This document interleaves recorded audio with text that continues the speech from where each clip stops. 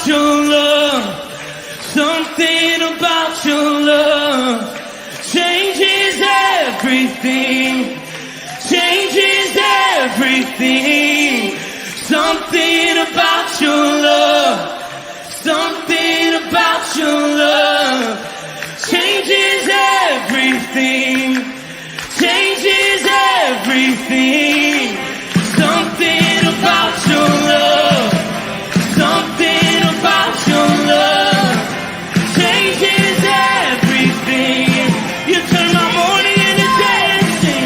You turn my morning into dancing. You turn my morning into dancing.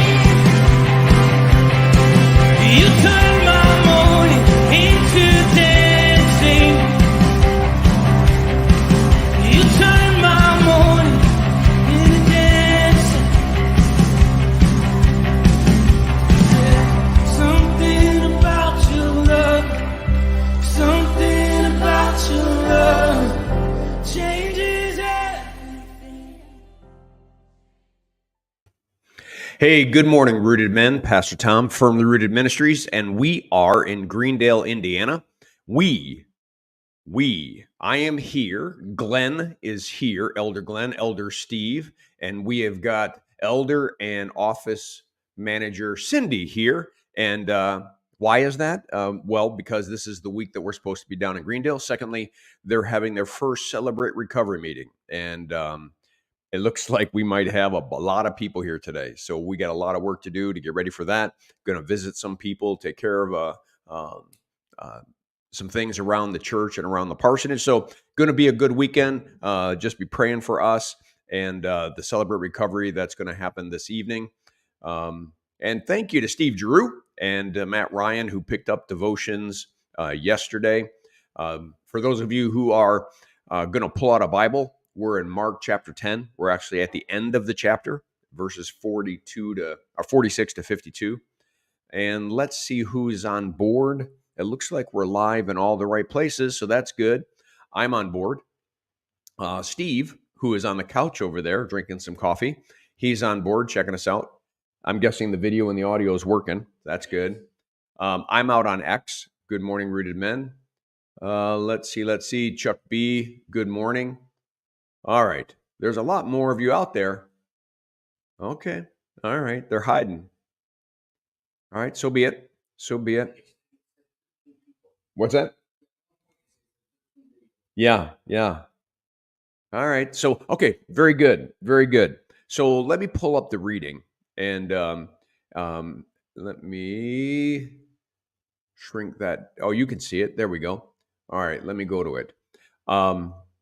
So let me just scroll up. As you can remember that Steve took care of James and John. You know, nothing like going to Jesus and telling Jesus that you want to be his right and left hand man. And Steve did a great job on that devotion. Today we look at the blind man, Bartimaeus. One of the unique things is that we have his name, which means most likely he became a follower of Jesus, right? We have a lot of people that he heals, but he doesn't always know their names. Here we have his name. Blind Bartimaeus receives a sight. So let's go through this. Then they came to Jericho.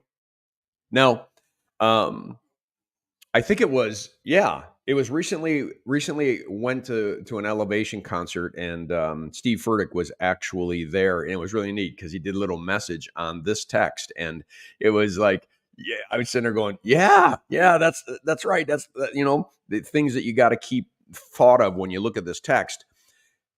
Don't miss the location. They came to Jericho. What do you know about Jericho? And I wish right now this was a live study where you could respond. Jericho was the first place that the children of Israel went after they crossed the Jordan River. And if you recall, they did the whole going around the city for 7 days. On the seventh day, they went around 7 times. They screamed and blew their trumpets and horns, and the walls fell. Right? So just remember that. Back of your mind. Jesus is at Jericho. As Jesus and his disciples, um, together with a large crowd, were leaving the city, so they're leaving Jericho.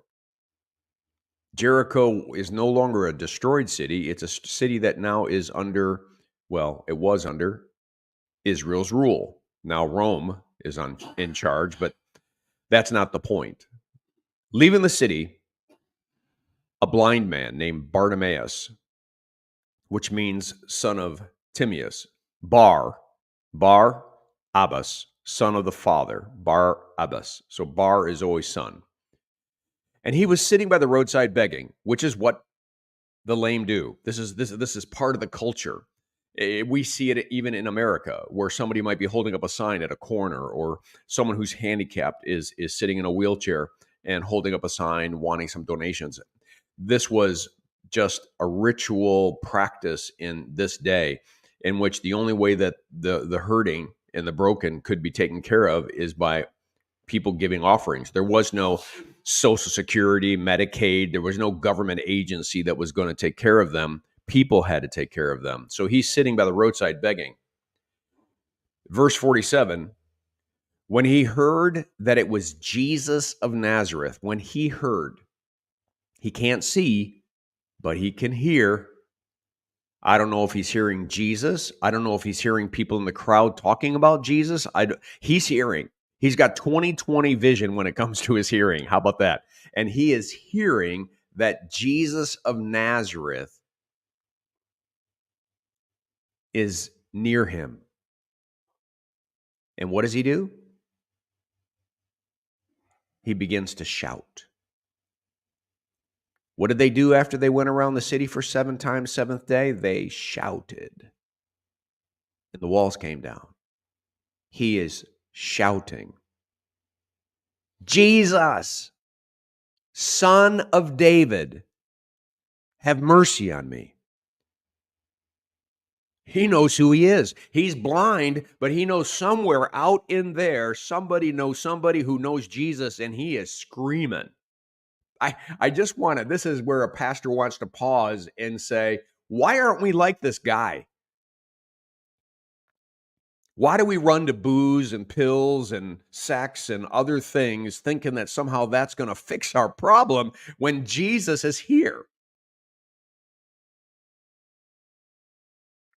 This blind man is so smart. He's spiritually more in tune than most Christians.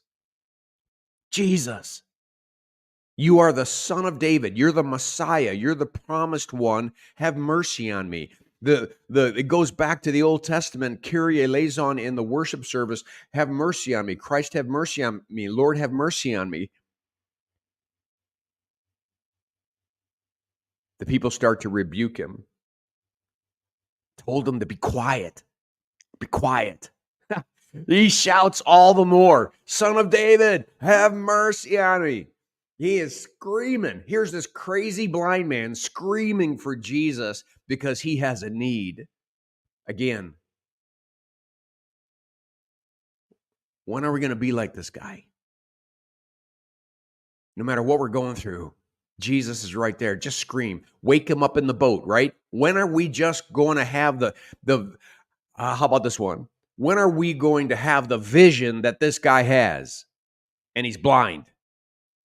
When are we going to wake up and have this kind of vision? I got one need and only got one person who can meet the need, and it's Jesus. So he screams even louder. Guess what? Jesus stopped. The whole procession. Almost like when that woman touched his robe, right? That woman touched his robe and he stopped. Who touched me? And they're going, we all touched you. What are you talking about? We're all crammed in this little road and Who touched me? I felt power come from me. Jesus stops because someone is calling on him. Call upon the Lord in the day of trouble, and he will deliver you. We lift up our voice to the one who can make a difference. Everybody. Jesus heard him and stopped. Why are we going somewhere else to try to get an answer to something that we need when Jesus is there and he hears our voice and he will stop? The very crowd that was telling him to shut up, he tells them, bring him to me. Call him. So they call to the blind man, cheer up, on your feet, he's calling you. The roles are reversed. Jesus is now calling for the blind man. How many people in the crowd? I don't know. Let's say a few hundred. Jesus is walking. They're all talking. What's he going to do next? Where's he going? Some crazy guy out there by a rock is screaming for Jesus.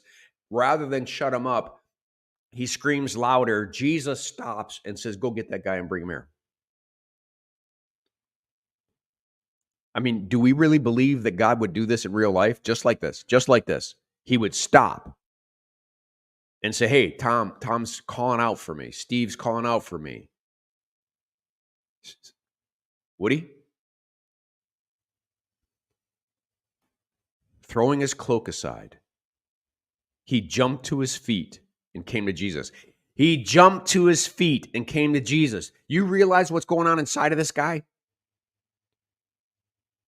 Because he believed that Jesus is who he is and could do what he did, he's being blessed with the reality that same Jesus is saying, come here, son, come here.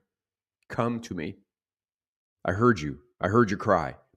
He's leaping. The guy's blind and he's wanting to run to Jesus. Jesus says, what do you want me to do for you? The blind man says, Rabbi, I want to see.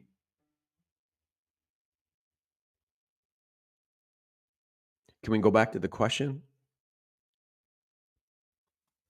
If we're the one in the center of this text right now, and if Jesus right now is saying to you, what do you want me to do for you?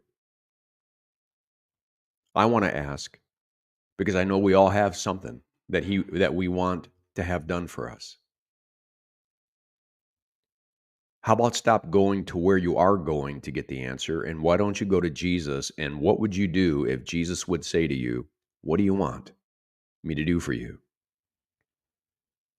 I want to what? This man wants to see. What do you want? Jesus says, go. Your faith has healed you. Go. Just as impetuous as you were to call me, I'm telling you to turn around and go. I at first I would say to myself, well, wait a minute, I don't see yet. Take your first step towards going. Take your first step towards believing my words. And as he does so, he says, your faith has healed you. Immediately he received his sight and followed Jesus along the road. There you go. He became a disciple. He began to follow Jesus. His whole life is radically changed. Everything changed for Israel the day those walls came down in Jericho and they realized the God who is for them and not against them. Gentlemen, this is a cry for us to rise up and realize what kind of God we have and who he is and how powerful he is and how much he loves us and how much he's for us and not against us, and stop listening to the lies of the enemy and say to Jesus, have mercy on me. And hear him say, come here. What do you want me to do for you? Lift it up, guys. Whatever that is in your life, in my life, lift it up to him right now, today. What do you want me to do for you? And watch him do it. Watch the God of the universe move heaven and earth. Watch him move heaven and earth. Just because he loves us. Just because we're his sons. All right. Let's say hi to a few more people that jumped on. Steve Skopik, good morning. Chris Connolly, good morning. Bert Reggiani, good morning. Great to have all of you on board. I really hope that this devotion was a blessing to you. Let me get to where I need to get. There I am. Blessings on your day. Make it a firmly rooted day, and may someone see Jesus in us today. Peace.